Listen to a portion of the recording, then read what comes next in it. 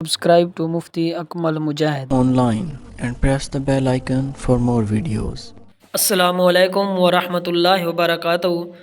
محمد سیف اللہ کراچی سے سوال کرتے ہیں کہ ایک ہی نماز میں 2 مرتبہ ایسی غلطی ہو گئی جس کی وجہ سے سجدہ سہو لازم آتا ہے، تو اب آخر میں 2 مرتبہ سجدہ سہو کریں گے یا پھر ایک ہی مرتبہ سجدہ سہو کرنا کافی ہوگا؟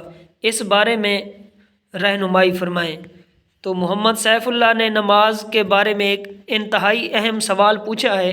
تو بھائی کا سوال یہ تھا کہ نماز میں 2 مرتبہ غلطی ہو گئی، یعنی اس طرح سمجھیں کہ اگر کوئی شخص 4 رکعت نماز پڑھ رہا تھا، دوسری رکعت میں قاعدہ اولیٰ بیٹھنا یہ واجب ہے، لیکن وہ شخص قاعدہ اولیٰ نہیں بیٹھا، وہ بھول کر تیسری رکعت کے لیے کھڑا ہو گیا، تو اس طرح سے اس کا ایک واجب چھوٹ گیا ہے۔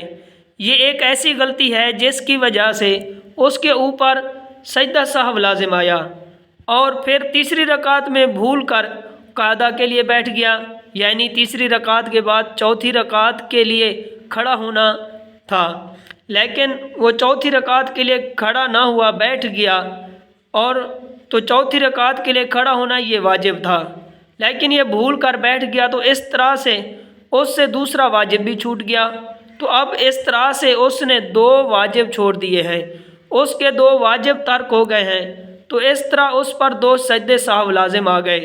تو آخر میں جب وہ سجدہ سہو کرے گا تو ایک مرتبہ سجدہ سہو کرے گا یا 2 مرتبہ سجدہ سہو کرے گا؟